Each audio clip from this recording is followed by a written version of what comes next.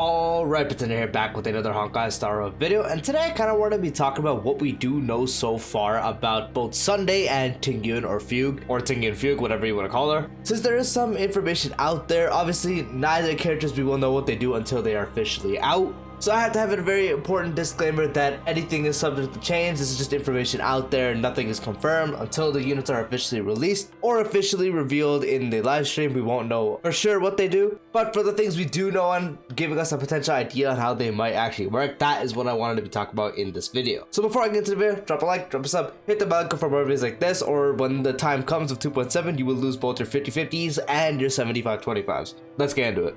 So first, let's actually go ahead and talk about this in order. So let's start off with Sunday, who's going to be part of 2.7's first half. So from the way that Sunday does seem to potentially be working is very unique actually. From some info, it does seem like he's going to have a mix of something like Sparkle does in the kit with how she can buff crit damage and potentially a mini version of an action advance. So not as powerful as Bronya, who can give you an entire action advance, giving you another turn guaranteed. Sparkle gives you a 50% if you don't already know, which tuned correctly and on a proper team with the proper rotations can always be another turn. But it's going to potentially work in a unique way where it's actually built up. So it's a skill you might actually buff because he is a Harmony character, so he's obviously going to be a buffer. From at least what it seems, we have yet to get a Harmony character that his sole purpose is damage. It's always just pure buffing. But potentially the action advance might actually work in certain stages. As what I mean by that is a part might give you a 10% advance, so next time that person you buff attacks might be a 10% action forward, and then next time might be another 10%, another 10%, so it's sort of a slow version rather than giving you it all at once, which can potentially allow you to have more output in the end. So that could be another really good thing. And the main thing that seems to be very, very unique, which is a general thing going around right now, is the fact that his ultimate might potentially be able to convert excess energy. What I mean by excess energy is, you guys know when you get ult, you cannot gain any more energy. I'm going to assume with Sunday on the field, when you do actually hit the point where you can ult, there's going to be probably another bar, so when you overcap your energy. For example, let's say if you're using him with someone like Argenti, when Argenti has his ult, he's able to get another one, which is going to let him get a stronger version, going up to 180 energy. And I'm going to assume once you hit the 180 cap of energy, obviously normally you would not be able to go any further. But with Sunday on the team, it's potentially going to let you actually increase over the number. And what you do with that excess energy is convert it into buffs.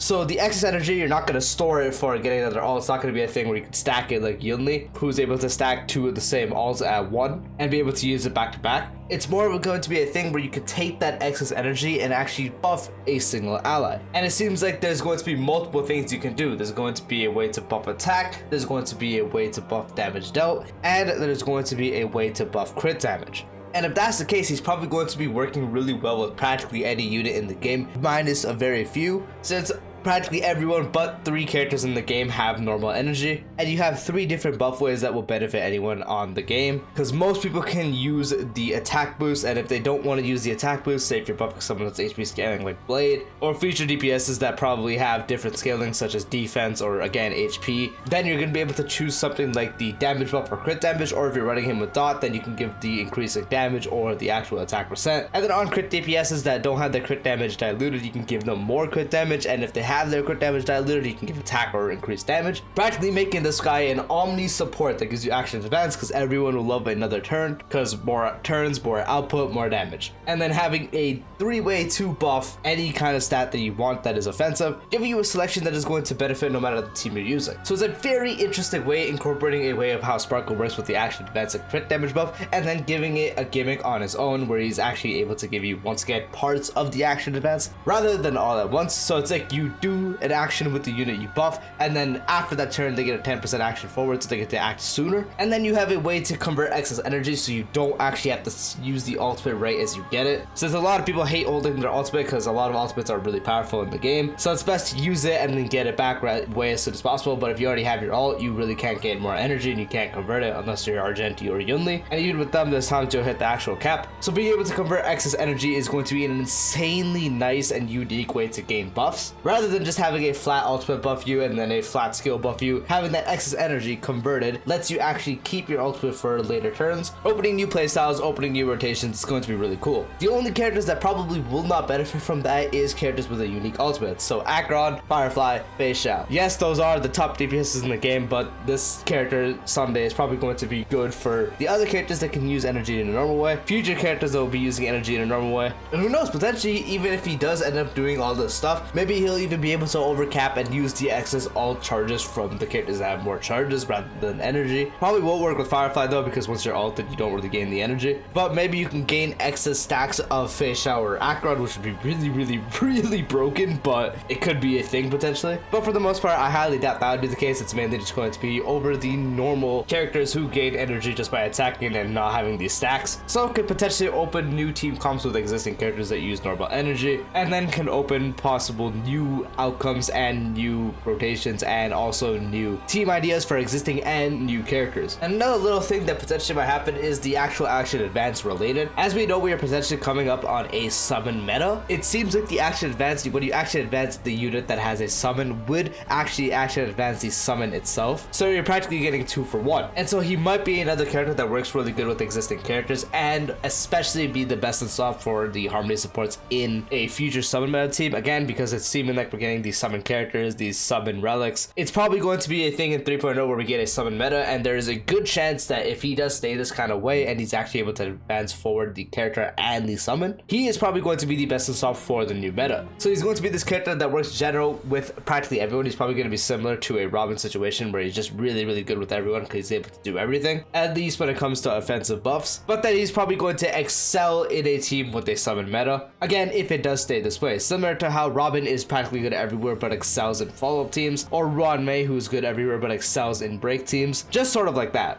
And now moving on to more talk about Tingyun or Fugue. I'm just going to call her Tingyun in this video. So as we did see, she is a fire nihility character, but I'm sorry to say for the dot lovers, the people that were hoping for a dot buff, from what we know, it does not seem like she is going to be dot related. At least it's not going to be a character that is fully centered around dot. From what we are seeing, it does seem like she is going to be similar case to Ruan Mei, where she is kind of looking like a more buff team oriented when it comes to break, but actually works practically anywhere else. Because as we know, Ruan Mei, as she does seem like, if you read the kit, you're like, oh, this is probably best on a break team, which it is, but works really good on other teams. Like if you take Ruan Mei on the follow-up team, the dot team, all that kind of stuff, she works really good on there. It's going to be a similar case from what we know. She potentially also might have a very similar thing that Ruan Mei does with the re-trigger break, because as you know, when you have the ultimate up with Ruan Mei, you're actually able to extend a weakness break and deal break damage when they recover. So you have the little bloop thing on top of their head,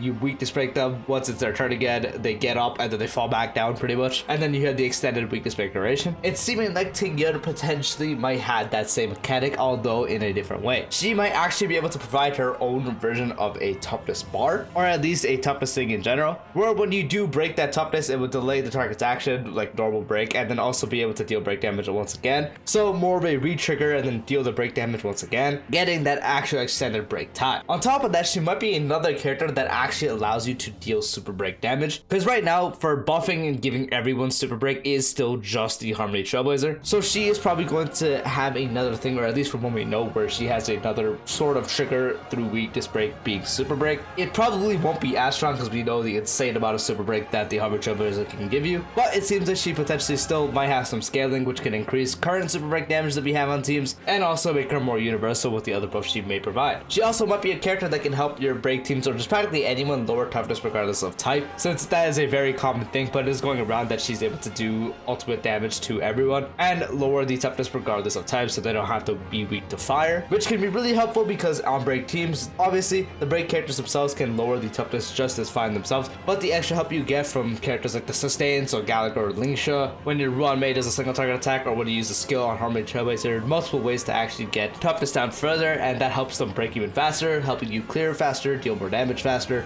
all that kind of stuff. So she might have a similar case with that, except they won't have to be locked to her weakness of being fire. She's just going to be able to do it to everyone. But there's also those ideas, and there's also an idea where she might be able to actually, again, still buff an ally, but also help the ally inflict a burn. And then her ultimate also being a kind of way that works kind of like Robin, where she goes into a state and then can't really move, but grants allies different buffs based on their path. So destruction, nihility, abundance, all those kind of characters getting a different buff for their path. So for example, hunt and destruction might have the same buff, and then nihility, abundance, and preservation, harmony, that kind of stuff. And then also deals additional fire damage as a bonus effect. As Robin does provide additional physical damage as a bonus, she might actually do additional fire. So there are two different kind of functional ways that potentially might merge into one as the final kit, and that can be really good because you can have this kind of omni buffer that might also excel on break teams, but can be worked everywhere because the additional damage you can deal depends on the buff that she might actually provide to the allies as well. So potentially use her on a follow-up attack team where if the hunt buff is really beneficial to Feixiao, Ratio, Topaz, Mo's, March, all that kind of things, that might be a really good thing as well. Or if they go the route where the ultimate is just kind of an attack where it ignores weakness types, that's mainly going to help the break teams but can still be beneficial on other teams. And then having a skill that can actually buff allies and that's going to have a certain thing, and that actually might be different based on the path as well. There's a lot of this thing where they could have the buff based on the ultimate or the actual skill, but for the most part it seems like the skill is going to be the buff if it actually ends up being a buff, and then the ultimate is going to be a damage ult that actually lowers toughness type regardless of their weakness type, and then also be able to extend weakness break. If that's the case, she's probably going to be best on a break team still. And as I mentioned when I did start talking about her, it seems like it's going to be a Ruan Mei case where she is best on a break team but also works pretty good and really good on other teams. Whether that be an upgrade to having Ruan Mei, whether that be a replacement for Ruan Mei, whether if Ruan Mei is going to be better and there's going to be no point in summoning. Obviously we don't know that for sure, as we don't know percentages, we don't know the full kit. This is all just speculation. This is all something that might change because, you know, again, we won't know until the actual thing comes out. But for the most part, that's what we kind of know about Tingyun that is going around as speculation. And yeah, that is the video. That is the info that is kind of speculating, going around potential ways that both Sunday and Tingyun might actually work. Like, personally, if they work in these ways, I'm not complaining because Sunday is going to be really fun if he works in that way, in my opinion. Tingyun, bit iffy on because we already have Ruan Mei and she seems like she wants to be really close to that, but can probably still find really good use out of it. So I'm excited for both of them. I'm excited to see what they do. Once again, this is all speculation and such. This is not official kits. This is just info going around. So don't take any of it too hard. Take it with a grain of salt. Is what it is. Could be potentially completely different. Anyway, that's for the video. Let me know what you guys think. Peace out.